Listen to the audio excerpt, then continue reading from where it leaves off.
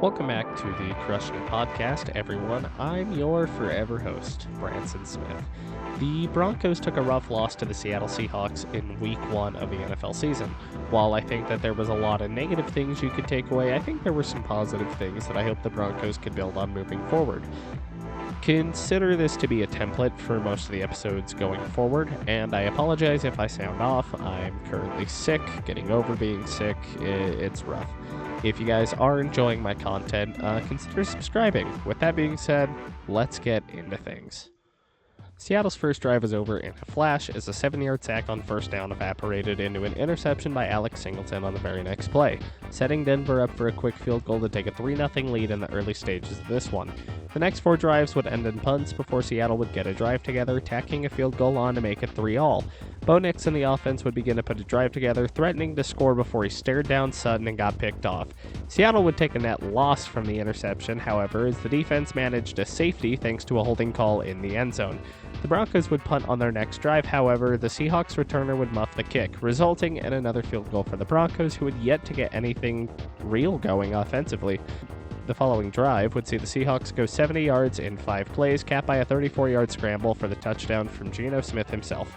The 2-point conversion attempt would fail, and the Broncos would punt on their next drive. This led to another safety, as Charbonnet could not escape his own end zone. The Broncos would slap another field goal on the board to take the weirdest 13-9 lead into the locker room. The Seahawks would open the second half with a run of 17 unanswered points, coming on a Kenneth Walker touchdown, a Jaleel McLaughlin fumble that led to a field goal, and another touchdown on a reception from Charbonnet to end Seattle scoring.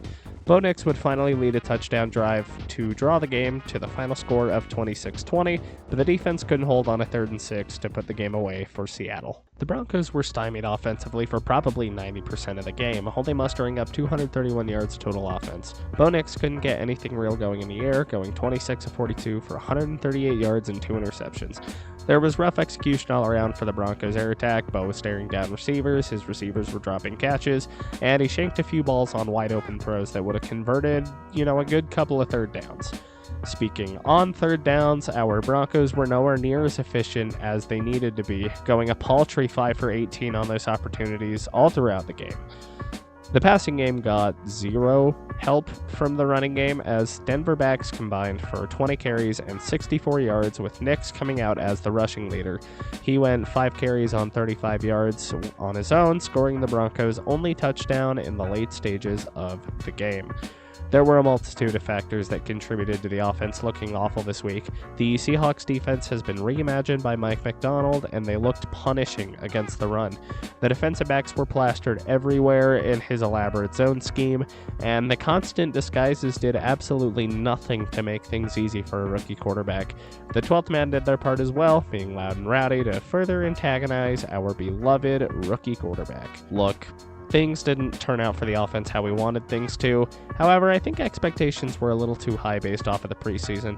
Rookie quarterbacks historically don't do well in their first starts, and Seattle is not the kind of place that a rookie is going to flourish in. I think that there are a multitude of things that can get cleaned up to make this offense work, namely in execution and Bo Nix's further development. This is only 1 week, and they'll have ample time to clean things up before they welcome the Steelers into town. Don't jump to conclusions, Broncos country. The offense will sort itself out, and if it doesn't, I think the defense did a lot of good things in the first half. The front 7 was wreaking havoc. Jonathan Cooper was a monster, tallying 2 sacks before the half closed out. Zach Allen had himself a day, even if the stat sheet doesn't fully show it.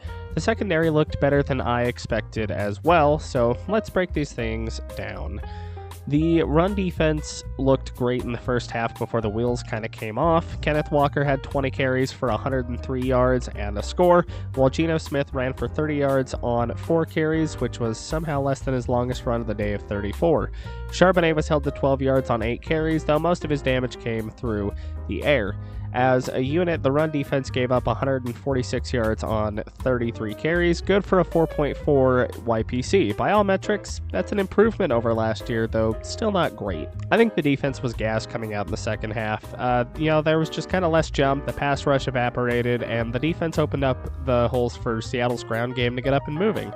That opened up the passing lanes, although the secondary performed admirably against a pretty hefty foe. DK was held to 29 yards on 3 catches, while JSN only had 19 yards on 2 snags. Tyler Lockett did most of the damage, hauling in 6 catches for 77 yards, including the final one to convert on 3rd and 6 and put the game away. Overall, the defense was alright. Geno Smith was held to 171 yards in the air with an interception. The pass rush showed some potential, and the run defense looks like it can be a stark improvement over last year if they can keep themselves together. The Broncos were swarming to the ball early on, but they lost that in the second half. To tie this in, the special teams looked good. Mims did what he could on returns, Lutz was solid as always, and Riley Dixon was putting the ball where he wanted to at will. The defense scored 4 points on their own, yes, but you could easily say that Dixon scored 2 based off of how well he was flipping field position to set up that second safety. The Broncos had a huge load of growing pains this week overall. I think the play calling on offense was a little uninspired, although I could see the intent behind some of the quick game stuff. The team has to shore up the run defense, and the offense needs to find its footing quickly if they want to send Russ out of town with a loss next week. Here's some keys to think about going into week 2. TJ Watt was a straight up fucking menace against the Falcons. His stat sheet isn't going to show it completely, but he was wreaking just fucking chaos all game. The Broncos need to have a plan that doesn't involve dropping Bo back 42 times. The Steelers' run defense held Bijan Robinson in check, and the Broncos are going to have to figure out a way to get the ball, to get the ground game going to take the pressure off of Bo Nix, especially against TJ Watt. The Steelers ran the ball a lot, but not efficiently. Watch the quarterback runs that they might draw up, even if Justin Fields isn't starting. I think in limited spots, they may use Russell Wilson on designed quarterback runs. George Pickens will need to be clamped down on. He's their only real weapon on offense outside of maybe Pat Freiermuth. Take Pickens away, and the Steelers will likely struggle to get anything going, especially if the run defense can hold its own. Najee Harris wasn't super great last week. Anyways, I think he only averaged about 3.5 yards a carry. So if they can keep him to that, then I think they have a chance. If I had to give the Broncos a grade this week, I'd say that they earned a C all around. And with that being said, thank you all for watching. Subscribe if you enjoyed this episode, and let me know how you feel about the Broncos' Week 1 performance down in the comments below. This is Branson, signing off for now. Sayonara.